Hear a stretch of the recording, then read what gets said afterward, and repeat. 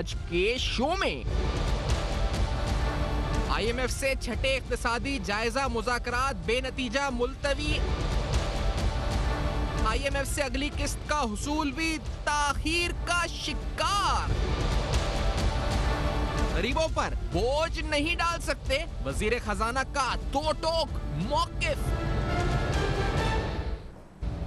अस्सलाम वालेकुम। बस पर्दा हकाइक सनसनीखेज इंकशाफात प्रोग्राम बेनकाब में हूँ आपके साथ सैफान खान।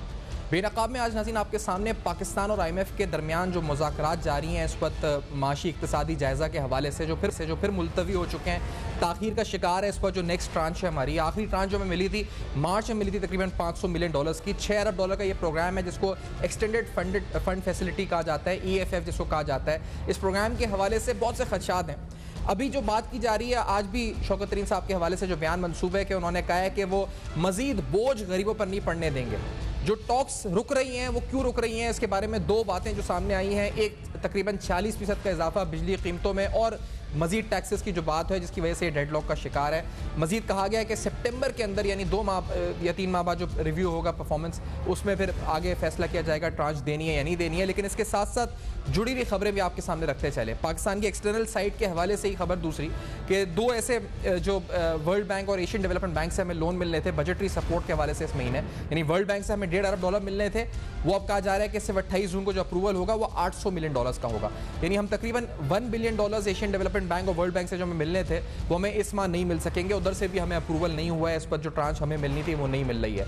तो इसका भी लिंक बहुत सी कंडीशनैलिटी जिसकी वजह से जोड़ा जा रहा है। लेकिन एक फैक्टर ये भी है कि IMF हमसे अगर इनकंक्लूसिव टॉक्स रही हैं तो वर्ल्ड बैंक और एशियन डेवलपमेंट बैंक भी अब अपनी ट्रांचेस रिलीज शायद ना करे। तो पाकिस्तान की एक्सटर्नल साइड पर इसके क्या इफेक्ट हो सकते हैं, कुछ टेक्निकल बातें हैं लेकिन ये सारी इंपॉर्टेंट है। आज हम माशी हवाले से इस पूरी इक्तिसादी जो हुकूमत की कारकर्दगी है इसका तज्जिया भी आपके सामने रखेंगे, तबसरा भी रखेंगे और अहम पहलुओं पर बात भी करेंगे जिसमें डेट बिलखुसूस शामिल होगा, यानी जो कर्जे पाकिस्तान ने लिए हुए हैं। इसमें जो हमने बात की मुख्तलिफ माशी तज्ज़े निगारों से जो एक्सटर्नल साइड समझते हैं वो कहते हैं पाकिस्तान के रिजर्व $16 अरब पर हैं। तो इन द शॉर्ट टर्म अगर वर्ल्ड बैंक, IMF और एशियन डेवलपमेंट बैंक के पैसे नहीं आते जो बजटरी सपोर्ट के भी आने थे तो हमारे रिजर्व्स पे कोई फ़र्क नहीं पड़ेगा। लेकिन ये रिजर्व्स बने लोन से $16 बिलियन ज़्यादातर, तो लॉन्ग टर्म के अंदर इफेक्ट हो सकता है। करेंसी थोड़ी इस वक्त डिप्रिशिएट हो भी रही है। हमने ओवरऑल जो प्रोजेक्शन की हुई है कि हम तकरीबन $17 अरब जो इस वक्त है फॉरेन लोन्स लेंगे in the next fiscal year, यानी जो अब माली साल जिसका बजट पेश किया गया है तकरीबन $17 अरब के हम इसमें कर्जा जात लेंगे। पाकिस्तान में कर्जा जात जो लिए जाते हैं उनका जिक्र ज़रूर होता है लेकिन जो हमारी रीपेमेंट्स हैं उनका जिक्र हम नहीं करते अक्सर। कुछ हमने facts and figures economic survey से भी हासिल किए हैं। उसके मुताबिक गुज़िश्ता 9 माह की पहले आपको बता देते हैं कि जो पाकिस्तान ने लोन इस वक्त पिछले माली साल के जो 9 माह थे पहले यानी मार्च 2021 तक लिए हैं उनका क्या ब्रेकअप रहा है। अगर उन फिगर्स को देखें तो तकरीबन $3.6 अरब हमने एक्सटर्नल पब्लिक डेट लिया है, यानी $3.6 अरब के कर्जे लिए हैं, जिसमें से $500 मिलियन जिस तरह मैंने कहा मार्च में IMF का आया था, जो तकरीबन बायलैटरल और मल्टीलैटरल सोर्सेज से $2.2 बिलियन जो इस वक्त है वो हमें आया था। कमर्शियल लोन्स तकरीबन $1 अरब से बड़े थे और इसी तरह से तो पाकिस्तान बनाओ सर्टिफिकेट और नया पाकिस्तान सर्टिफिकेट्स जो हैं cumulatively registered an increase of $0.4 billion. जो रीपेमेंट्स हुई वो तकरीबन $5.14 बिलियन की हुई, $5,147 मिलियन की हुई। इन रीपेमेंट से भी रोशन डालते हैं। डॉक्टर अशफाक हसन खान साहब प्रोग्राम में हमारे साथ मौजूद हैं। डॉक्टर अशफाक हसन खान साहब डीन नस्ट के हैं, माहिर हैं, माशी अहम ओहदों पर फाइज हैं। डॉक्टर साहब आपको मेरी आवाज़ आ रही है? आपका बहुत शुक्रिया, आपने वक्त दिया, प्रोग्राम में ज्वाइन किया। जी बिल्कुल जी डॉक्टर साहब, पहले आपकी इजाज़त से अगर इजाज़त दें क्योंकि ये तो हमने थोड़ा तमीद बांधी थी लोन वगैरह क्या पोजीशन है, बजट पर भी आएंगे। लेकिन डॉक्टर साहब पहले आपको ये सुनाना चाहता हूँ, शौकत तरीन साहब का कल एक इंटरव्यू था और हमने उस इंटरव्यू में से कुछ पॉइंट्स निकाले, वो अगर सुन के आपका तबसरा उस पर माहिराना लेना चाहेंगे। जो शौकत तरीन साहब ने कल इंटरव्यू दिया है, जो उन्होंने बात की थी कि IMF के प्रोग्राम फ्रंट लोडेड था, क्या था वो सुनाते हैं। जो लेट्स से दिस नदी मलिक साहब को इंटरव्यू था, क्या कहा था शौकत तरीन साहब ने? जो वेस्टर्न कंट्रीज़ हैं उन्होंने हमारे ऊपर से हाथ उठाया हुआ है, तो ये प्रोग्राम फ्रंट लोडेड था, सख्त था और इस सख्ती में आप ये देख लें कि जो इन्होंने हमारे साथ जो डिस्काउंट रेट पे जो किया है, इमरान खान बेचारे का क्या कसूर है कि भाई उठा के 7% तो आपका कोर इन्फ्लेशन है, उन्होंने 13.25% आपको मैंडेट कर दिया। फिर जो लेके गए हैं ये अपना जो आपकी डिवैल्यूएशन है वो 165-68 शौकत तरीन साहब ने बड़ा वाज़ेह तौर पे कहा कि IMF की कंडीशनैलिटीज़ थी, 7 कोर इन्फ्लेशन को कहाँ लेके चले गए, कोर पे 7% पे थी, इंटरेस्ट रेट 13% पे लेके चले गए। इससे पहले भी शौकत तरीन साहब कह चुके हैं। तो ये बड़ी अहम बात है नाज़रीन। शौकत तरीन साहब ने गन पॉइंट का जिक्र किया था, वो बयान भी हमारे पास है, अगर हम सुना सकें, जो उन्होंने कहा था जब इकनॉमिक परफॉर्मेंस के हवाले से उन्होंने बात की थी। लेट्स से दिस के क्या कहा था। मतलब IMF ने हमारे साथ ज्यादती की है जो 13.25 के ऊपर लेके चले गए, बट हम क्या करते? There was a gun to our head. अब वो उन्होंने कहा भाई अगर पैसे लेने तो ये करना पड़ेगा आपको, और इसके ऊपर बहुत बहस की हमारे इकोनॉमिक मैनेजर्स ने, but they had to accede to their demand. अब इसमें सवाल है, शौकत तरीन साहब ने कुछ अल्फाज इस्तेमाल किए, कोर इन्फ्लेशन, और IMF ने करवाया, ये गन पॉइंट का जिक्र, तो हमने इससे बड़ी बहस भी की है। लेकिन जो कल उन्होंने बात की थी कि कोर इन्फ्लेशन वगैरह की बात की, करवाया, मैं इस लफ्ज़ को सुनने के बाद मेरे जहन में जुलाई 2019 आ गया, जब गवर्नर स्टेट बैंक रजा बाकिर साहब ने इंटरेस्ट रेट बढ़ाए थे 13%, तो उन्होंने भी कोर इन्फ्लेशन का जिक्र किया था, जो शौकत तरीन साहब भी कर रहे हैं कि कोर इन्फ्लेशन बढ़वा दिया, या कोर इन्फ्लेशन 7% पे था, इंटरेस्ट रेट 13% पे ले गए। लेकिन उस वक्त हमें ये लॉजिक दी गई इसी दौर हुकूमत में, यानी ये नहीं कि माजी की बात हो रही है, इसी दौर हुकूमत में गवर्नर स्टेट बैंक जो बता रहे थे, वो फरमा रहे थे कि कोर इन्फ्लेशन के लिहाज से इंटरेस्ट रेट 13% पे जस्टिफाइड है। लेट्स से दिस, उन्होंने क्या कहा था? अब हमारी जो है फोरकास्ट है 11 to 12% इस फिस्कल ईयर के लिहाज से। अब इस फोरकास्ट को मद्देनज़र रखते हुए और जो हमने आज पॉलिसी रेट बढ़ाए हैं 13.25, तो अगर आप रियल इंटरेस्ट रेट को देखा जाए, रियल इंटरेस्ट रेट से मुराद ये है कि जो एक्चुअल इंटरेस्ट रेट है उसमें से आप प्रोजेक्टेड इन्फ्लेशन को माइनस कर दें, तो हमारे लिहाज से जो इसका लेवल निकलता है वो अप्रोप्रिएट है। वो अप्रोप्रिएट है। अब ये कहा जा रहा है अनजस्टिफाइड है। मैं ये सब चीज़ें हम समझ नहीं सकते, हम ले मैंने डॉक्टर अशफाक हसन साहब से ज़्यादा बेहतर कोई बातें ये बता नहीं सकता। डॉक्टर साहब ये बताएं, ये माजरा क्या है? ये दो अलग अलग बयानात हैं, फिर बार बार शौकत अली साहब कह रहे हैं IMF ने करवाया, वो कह रहे हैं कि जो है वो रियल इंटरेस्ट रेट्स थे, इंडिकेटर्स थे। ये क्या होता है रियल इंटरेस्ट रेट? ये लोगों को समझाएं, क्या मामला था ये? देखो यार, बात ये है कि ये सब बात की बातें हैं जी। जब ये सब कुछ हो रहा था तो इस मुल्क में एक ही शख्स था, डॉक्टर अशफाक, जो कह रहा था कि खुदा के वास्ते IMF में ना जाओ। जियो शौकत तरीन साहब ने भी जियो स्ट्रेटेजिक के वाक़यात के हालात के बारे में बात की कि जियो स्ट्रेटेजिक हालात बदले हुए थे। मैंने एग्जैक्टली यही प्राइम मिनिस्टर को कहा था कि जियो स्ट्रेटेजिक हालात बदले हुए हैं। पहले हम we were standing on the right side of the United States, today we are standing on the wrong side of the United States। ये प्रोग्राम बहुत ब्रूटल प्रोग्राम होगा, जिसका जिक्र उन्होंने भी यही किया दूसरे लैंग्वेज में कि ये बड़ा फ्रंट लोडेड था, बहुत मुश्किल कर दिया था, हमें गन पॉइंट पे ले गए। यही था, मैं इसी चीज को अपने तजुर्बे से बता रहा था, लेकिन उस वक्त किसी ने मेरी बात की तरफ तवज्जो नहीं दी कि यार ये अगर डॉक्टर अशफाक बोल रहा है, ये पता नहीं क्या है, किसके एजेंडे पे काम कर रहा है। मेरा एक ही एजेंडा था, वो था मुल्क। अब मैं उन लोगों से पूछना चाहता हूं जिन्होंने प्राइम मिनिस्टर को कहा था कि सर आपने बहुत देर कर दी, आपको तो बहुत पहले जाना चाहिए था IMF में। वो आज कहां है? क्यों नहीं प्राइम मिनिस्टर उनसे पूछते हैं कि तुमने क्यों मुझे धक्का दिया इस तालाब में? वो लोग ऐसा क्यों कहते थे? मैं तो हाथ पकड़ के बचा रहा था, उनको तालाब में डूबने से बचा रहा था। वो ऐसा क्यों कहते थे? उनकी कम इल्मी थी, तजुर्बा कम था। बातें मैंने 3 साल से आपके प्रोग्राम में भी की है, बाकी चैनल्स में भी किया, मैंने लिखा भी है, मेरा आर्टिकल भी है जो गालिबन 14 जून 2020 में छपा था, हु डैमेज द इकोनॉमी। यही अल्फाज थे मेरे उस वक्त भी कि ये गवर्नर स्टेट बैंक और हफीज शेख साहब ने इस मुल्क को बर्बाद कर दिया। आज गवर्नर आज फाइनेंस मिनिस्टर बिल्कुल वही बात कर रहे हैं। कल नदीम मलिक के इंटरव्यू में एग्जैक्टली उन्होंने यही कहा कि 13.25% पे इन्फ्लेशन ले गए और दूसरी तरफ 169 रुपीस एक्सचेंज रेट ले गए।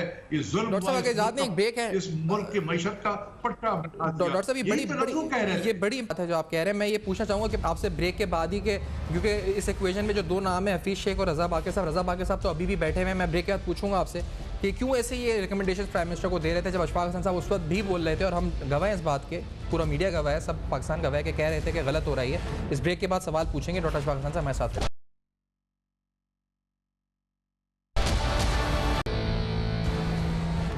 Welcome back. आप देख रहे हैं बेनकाब, और आज बेनकाब में अहम तरीन सवालात हम उठा रहे हैं। कल शौकत तरीन साहब का एक इंटरव्यू था, उसमें उन्होंने जो बातें की वो आपको सुनाई हैं। डॉक्टर अशफाक हसन साहब ये बातें बहुत पहले से कह रहे थे। डॉक्टर साहब मुझे बताएंगे कि मैं जो समझना चाह रहा हूँ ये कि एक तो IMF ने करवाया, समझ में आता है, फिर ये साहब और गवर्नर स्टेट बैंक जो, तो ये IMF करवा रहा था या ये करवा रहे थे, या ये IMF के लिए काम कर रहे थे, या ये हमारे लिए, मतलब मैं कंफ्यूज होकर आपसे सवाल पूछना चाह रहा हूँ कि अगर ये IMF का एजेंडा था तो फिर ये तो हमारे थे ना, मतलब ये तो हमारे फाइनेंस मिनिस्टर और हमारे गवर्नर स्टेट बैंक हैं, तो ये फिर क्यों करवा रहे थे इसमें दरामद, अगर गलत चीज़ हो रही थी ये, और इमरान खान साहब को कह रहे थे कि करें ये।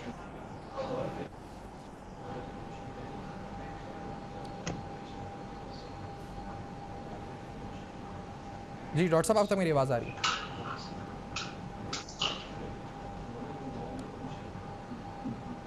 डॉक्टर अशफाक हसन साहब तक आवाज़ नहीं जी, डॉक्टर अशफाक हसन साहब तक हमारी आवाज़ शायद नहीं जा रही है।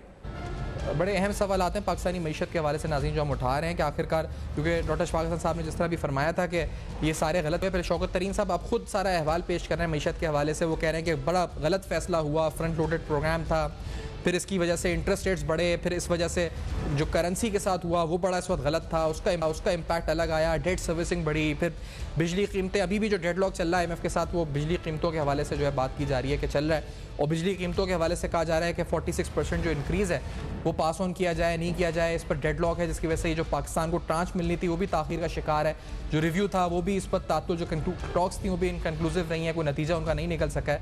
तो ये सारे अहम सवालात हैं पाकिस्तान के लिए, क्या कोई चैलेंज बन सकता है इस पूरी सिचुएशन से, ये सवाल भी, और साथ साथ पाकिस्तान की डेट पोजीशन के हवाले से भी अहम तरीन सवालात और अहम तरीन नुकात हम सामने रख रहे हैं। इक़्तिसादी जो कारकर्दगी है मौजूदा हुकूमत की, जब भी हम इससे बात करते हैं नाज़रीन, तो हमें बड़ा ज़रूरी है कि हम इस पे पहलू पे बात करनी पड़ती है कि शरह सूद में जो इजाफा हुआ था 7% से 13.25% पे लेके गए थे, तो इसलिए बार बार इस पहलू पे बात करनी थी। डॉक्टर अशफाक हसन साहब, ये आप जो फरमा भी रहे थे और तरीन साहब जो बातें कर रहे हैं, तो सर ये हफीज़ शेख साहब और जो गवर्नर स्टेट बैंक है ये तो हमारे अपने थे ना, ये IMF चाह रहा था कि ये सारे गलत फैसले हों, ये फिर क्यों चाह रहे थे, ये इमरान खान साहब से ऐसे फैसले क्यों करवा रहे थे, इनका क्या अपना इंटेंशन या एजेंडा था? डॉक्टर साहब आप बहुत भूले हैं वैसे, मैं समझ, बिल्कुल सर, मैं एज ए लेमैन पूछ रहा हूँ आपसे। ये हमारे अपने नहीं थे जी, हमारे अपने नहीं थे, ये हेलीकॉप्टर से उतरे हुए लोग हैं। 2 कराची में उतारे गए, एक इस्लामाबाद में उतारे गए थे।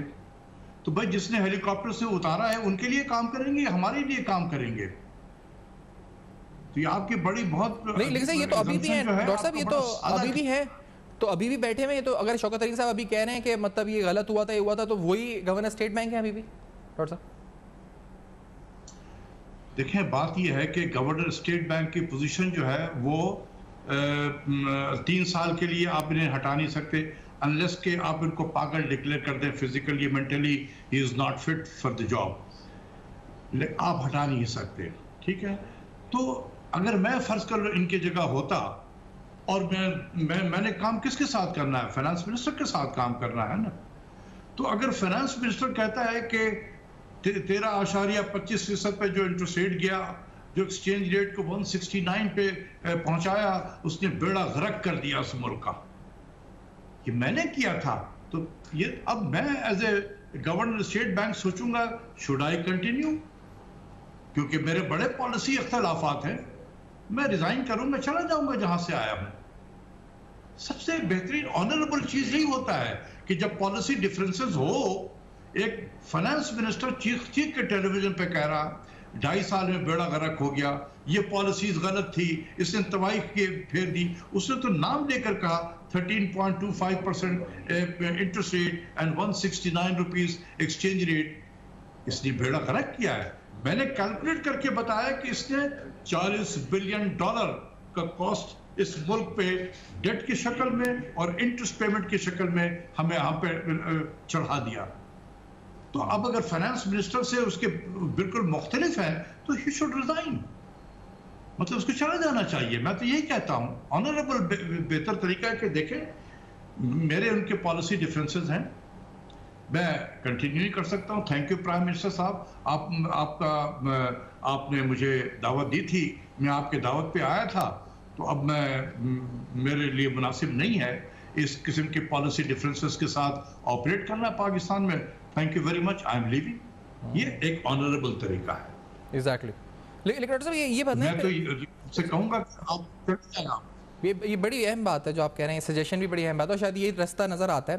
लेकिन ये बताएं कि डॉक्टर साहब, अभी आपने एक बात में ये भी बात की और मैं बिल्कुल लेमैन, बिल्कुल मासूमाना, वो क्या मासूम सवाल आपसे, ये जो आप कह रहे हैं कि वो जहाँ से आए हैं वापस चले जाएंगे, तो वो जहाँ से आए थे IMF से, तो वो तो ये छोड़कर आते हैं या वहाँ से जो आप हेलीकॉप्टर में आप कह रहे हैं कि आते हैं तो ये वो जॉब भी होती है और ये जॉब भी होती है, ये क्या होता है प्रोसीजर? इसका थोड़ा ये भी समझाएं लोगों को, क्या होता है?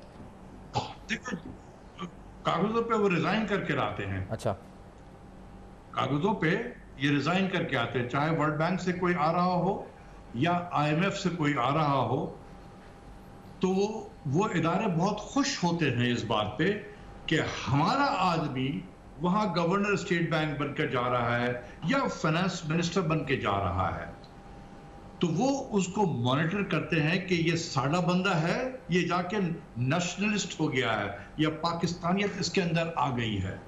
अगर ये पाकिस्तानियत से बचा हुआ है तो ये हमारे लिए बड़ा कारामद आदमी है। Whenever he will go back, he will get this position। वो मॉनिटर कर रहे होते हैं, उनका HR डिपार्टमेंट मॉनिटर करता है इन सब चीजों को। कागजों पे ही बिल्कुल कोई अगर चैलेंज करे कहेंगे मैं तो रिजाइन करके आया हूं, और ये हकीकत है, रिजाइन करके आए हैं, लेकिन इनका एक लिहाजा रहता है, वो जो HR वाले मॉनिटर करते हैं कि ये हमारे मफाद के लिए काम कर रहे हैं या नहीं कर रहे हैं। अगर हमारे मफाद के लिए काम कर रहे हैं तो ये he will be welcome any time when he goes back. अगर वो कई ऐसे भी होते हैं जिन पे आके पाकिस्तानियत सवार हो जाती है, वो कहते हैं कि नहीं मैं तो अपने मुल्क के लिए काम करूंगा, फिर वो नाकारा हो जाते हैं उनके लिए, वो फिर वापस जाएंगे तो उनको नौकरी नहीं मिलती है। और डॉक्टर साहब, ये इस गवर्नर स्टेट बैंक या जो भी लोग आते हैं इस तरह से हेलीकॉप्टर के जरिए, तो दूसरा अहम सवाल है एक आम आदमी और एक टैक्स पेयर के तौर पर कि अगर वो आएँ और मुल्क की मईशत का बेड़ा गर्क करके चले जाए, आप बयान कर रहे हैं, खुद वज़ीर ख़जाना कह रहे हैं कि बेड़ा गर्क हो गया, तो फिर अकाउंटेबिलिटी एक लफ्ज़ होता है ना जो हम सुनते हैं बड़ा सियासतदानों के मुंह से भी, पार्लियामेंट में भी और जगह जगह नया बका, तो सर वो कोई अकाउंटेबिलिटी नहीं होती? कोई आए आके कुछ करे, किसी के कहने पे करे, एजेंडा आए कुछ भी करे, मुबैन तौर पे ये हो, कोई भी हो, तो वो जो लफ्ज़ अकाउंटेबिलिटी का वो मजाक नहीं रह जाता फिर? मैं उन लोगों से पूछता हूं जो लेकर आए थे, वो क्यों चुप हैं? मैंने तो लिख कर बताया कि कितना डैमेज किया है इन्होंने पाकिस्तान को। जो लेकर आए थे उनके कान में यह बात क्यों नहीं गई कि इन दोनों ने कितना डैमेज किया है? क्योंकि मैं बाहर बैठा हुआ था, इसलिए मेरी बात पे कोई एतबार नहीं कर रहा था।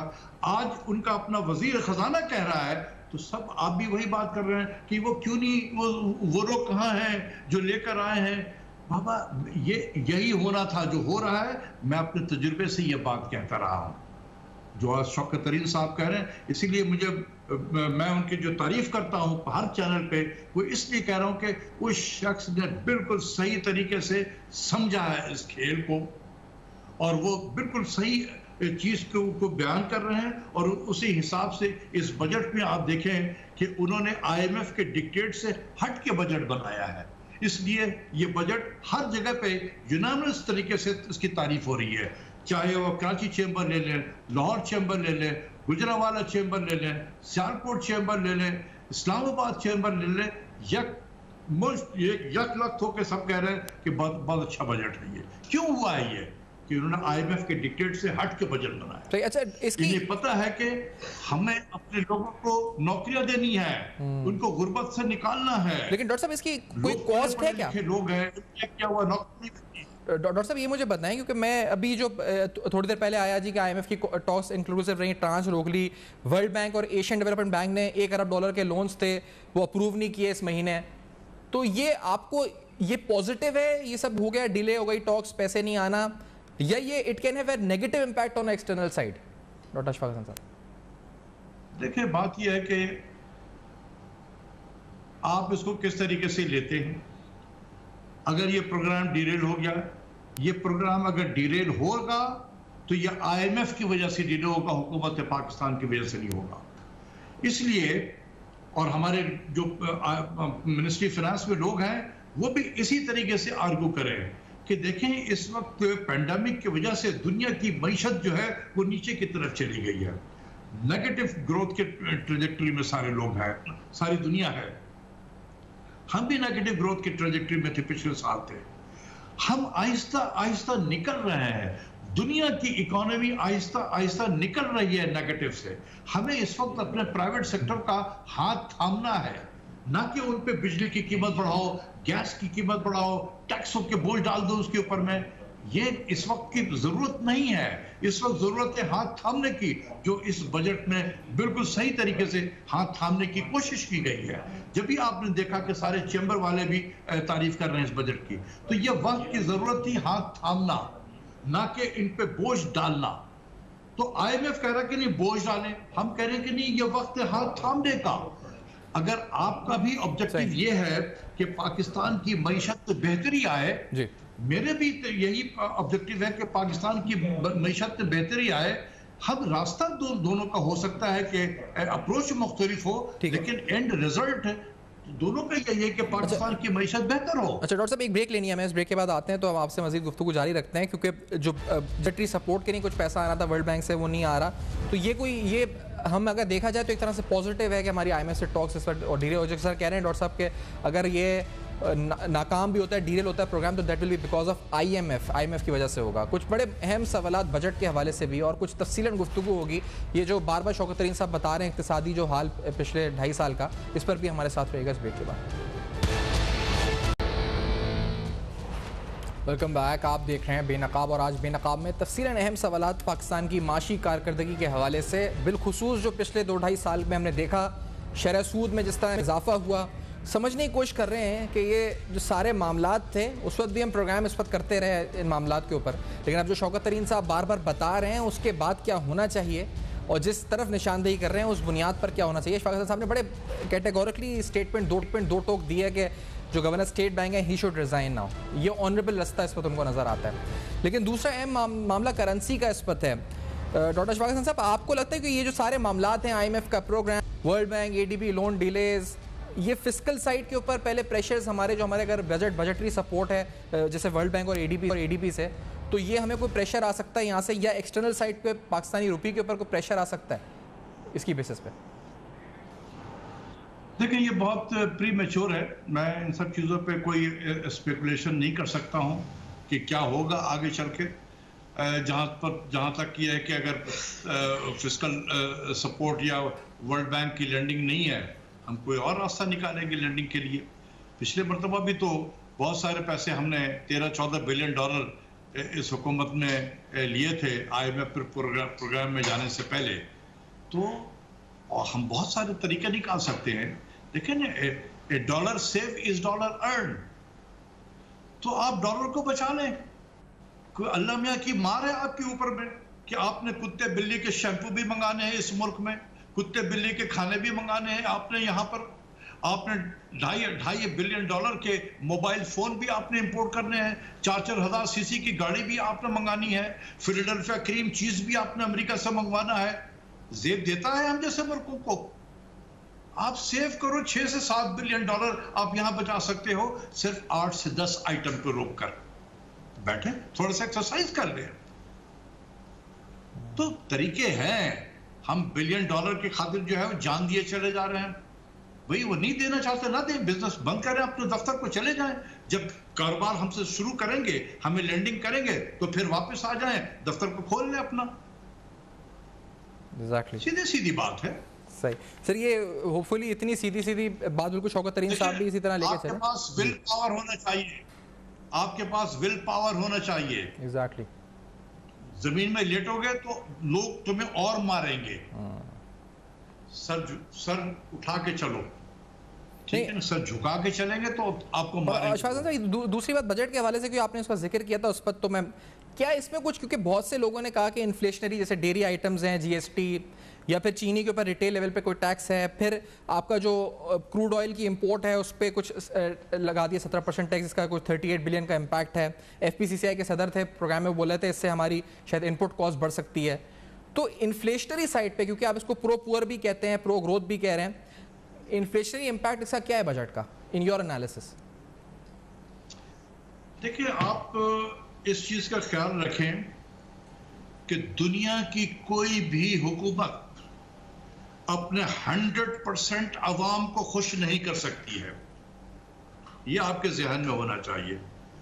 आपकी कोशिश होती है कि मेजॉरिटी जो है वो उसको इत्मीनान हो, उसकी जिंदगी में बेहतरी हो। 100% को आप बेनिफिट जो है एक बजट पे नहीं दे सकते। तो ये हमारे जहन में होना चाहिए। अगर मेजॉरिटी को फायदा हो रहा हो 80% को, तो 20% को प्रेशर में भी आ सकते हैं, वो उसको किसी और तरीके से भी हैंडल किया जा सकता है।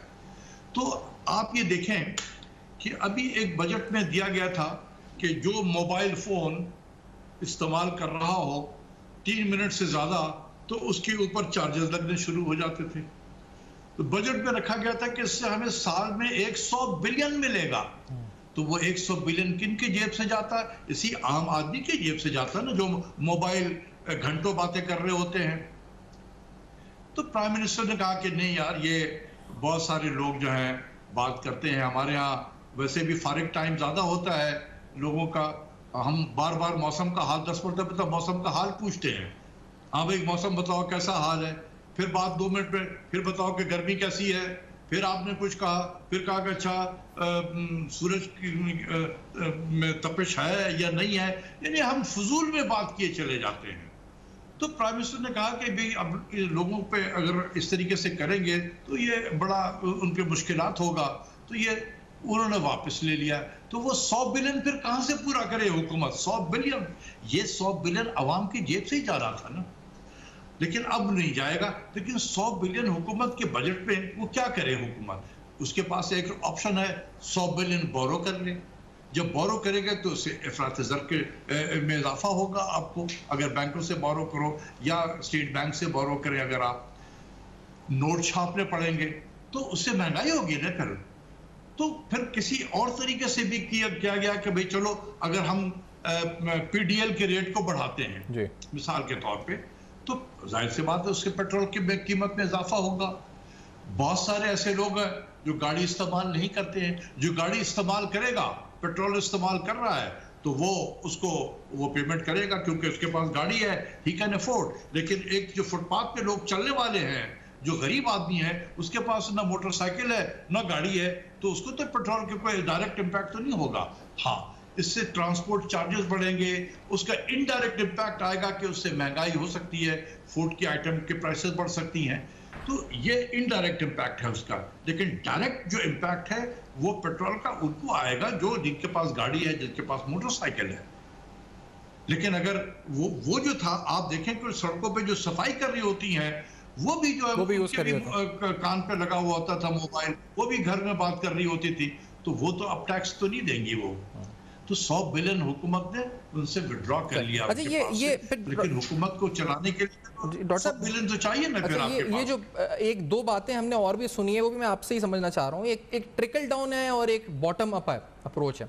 अब वो शौकत अली साहब बार बार कह रहे हैं कि गुर्बत तो शायद जब तक भी खत्म ना हो, जब तक ग्रोथ रेट कॉन्स्टेंटली सस्टेनेबल बुनियाद के ऊपर सालों तक रहे, 5-6% रहे, ऊपर रहे, तो ये इसी तरह ये ट्रिकल डाउन होगा, जो मैं समझ पा रहा हूँ। आप इस थोड़ा एक्सप्लेन करें ये ट्रिकल डाउन, बॉटम अप। और बहुत से लोग कह रहे हैं कि एहसास में आपने 260 अरब रख दिए, इसके बजाय आपने एग्रीकल्चर में 12 अरब रखे, तो आप ये 260 अरब अगर एग्रीकल्चर को डाइवर्ट करते हैं तो शायद रूरल पॉपुलेशन जो ज़्यादा लेबर वहाँ से एम्प्लॉय होती है उसको ज़्यादा बेहतर इम्पैक्ट पड़ता है। What is your opinion Ashfaq Hasan sahab इस पर, ये जो ट्रिकल डाउन बॉटम अप ये सारे मामला हैं?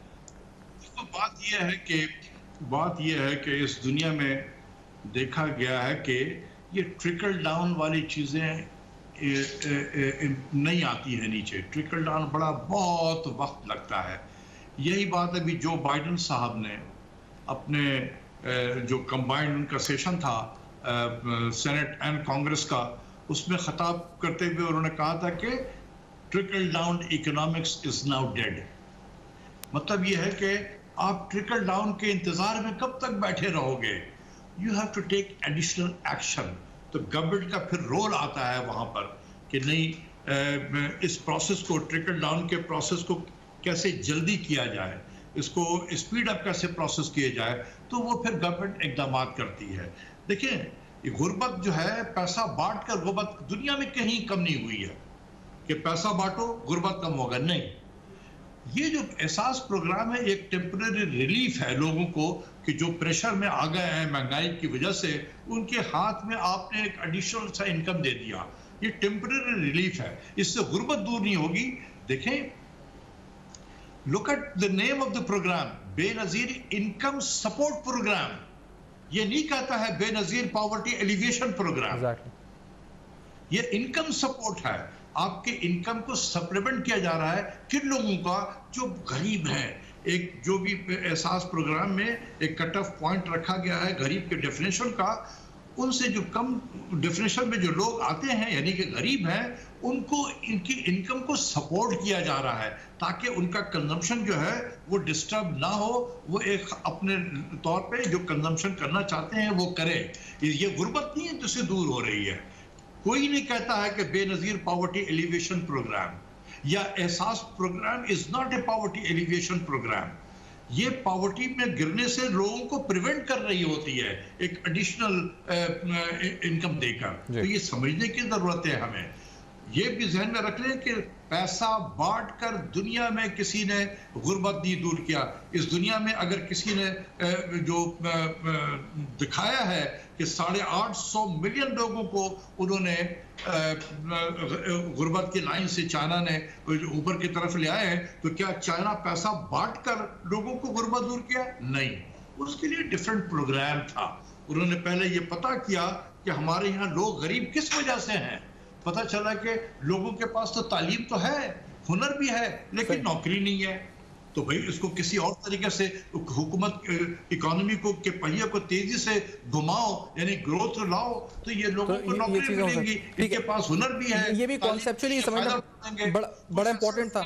डॉक्टर साहब, मैं क्योंकि वक्त इख्तिताम पे पहुंच रहा है, मैं आपका शुक्रिया अदा करूंगा, आज आपने वक्त दिया। मेरा ख्याल है सब में अहम बात यह है जी, इस वक्त के जो भी फैसला साजी के मुकाम पर जो ओहदे पर लोग फायज हो जाते हैं, जो आसपास होते हैं प्राइम मिनिस्टर के और जो होते हैं, क्योंकि हमने देखा है प्राइम मिनिस्टर साहब ये हों या इससे पहले भी इतने फाइनेंशियली नॉलेजेबल जो या जिनका आ जाएगा इस वक्त नहीं होते इकनॉमी